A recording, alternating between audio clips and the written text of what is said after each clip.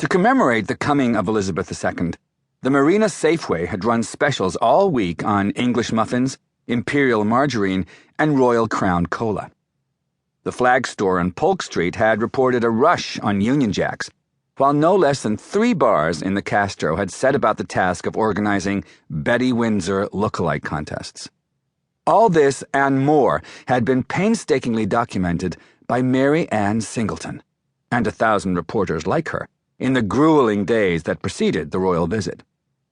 Mary Ann's own quest for queenly minutiae had led her from tea rooms on Maiden Lane to Irish bars in North Beach to storefront bakeries in the avenues where rosy-cheeked Chicanas made steak and kidney pies for Old English restaurants. It was little wonder that Her Majesty's actual arrival had come as both a profound relief and a disappointing anticlimax. Tormented by the incessant rain, Mary Ann and her cameraman had waited for almost an hour outside the St. Francis, only to discover, after the fact, that the royal limousine had ducked discreetly into the hotel's underground parking garage. Mary Ann salvaged the story as best she could, telecasting a live report from the entrance to the garage, then dragged herself home to 28 Barbary Lane, where she kicked off her shoes, lit a joint, and phoned her husband at work. They made a date to see Gandhi later that night. She was warming up a leftover pot roast when the phone rang. "Hello?" she muttered through a mouthful of cold roast. "Mary Ann." It was the crisp patrician voice of Dee Dee Halcyon Day. "Hi," said Mary Ann. "Don't mind me, I'm eating myself into oblivion." Dee Dee laughed. "I saw your newscast on Bay Window." "Great," said Mary Ann ruefully. "Pretty insightful, huh? I figure it's all over but the Emmy." Now, you did just fine." "Right. And we all loved your hat. It was much prettier than the mayor's. Even Mother said so."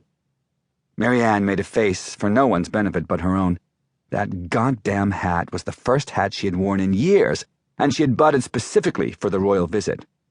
"I'm glad you enjoyed it," she said blandly. "I thought it might have been a bit too much for a parking garage."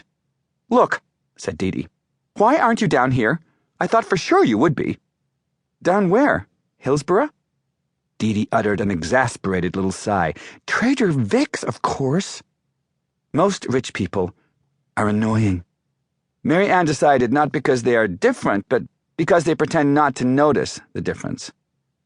"Dee Dee," she said as calmly as possible, "Trader Vic's is not exactly a hangout of mine." "Well, okay, but don't you want to see her?" "See who?" "The Queen, you ninny." "The Queen is at Trader Vic's?" This was making no sense whatsoever. "Wait a minute," said Dee Dee. "You didn't know?" "Dee Dee, for God's sake, is she there?" "Not yet, but she's on her way. I thought for certain the station would have told you. Are you sure?"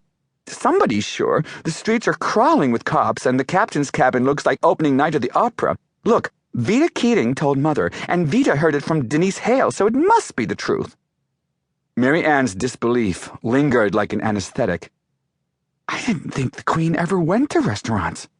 "She doesn't," Dee Dee laughed. "Vita says this is her first time in 17 years. "God," said Mary Ann. "Anyway," Dee Dee added, "we've got a ringside seat. I'm here with Mother and Dor and the kids, and we'd love for you to join us. You and Brian, that is." "He's at work," replied Mary Ann, "but I'd love to come." "Good. Are there other reporters, Dee Dee? Do you see any television people?" "Nope. If you haul ass, she's all yours." Mary Ann let out a whoop. "You're an angel, Dee Dee. I'll be there as soon as I can grab a cab." Seconds after hanging up, she phoned the station and alerted the news director. He was understandably skeptical, but assured her that a crew would be dispatched immediately. Then she called a cab, fixed her face, strapped her shoes back on, and scrawled a hasty note to Brian. She was striding through the leafy canyon of Barbary Lane when she realized what she had forgotten. "Shit," she muttered, hesitating only slightly before running back home to get her hat. As she climbed from the cab at the entrance to Cosmo Place, she marveled anew at the enduring mystique of Trader Vic's. When all was said and done, this oh-so-fashionable Polynesian restaurant was really only a Quonset hut squatting in an alleyway on the edge of the Tenderloin.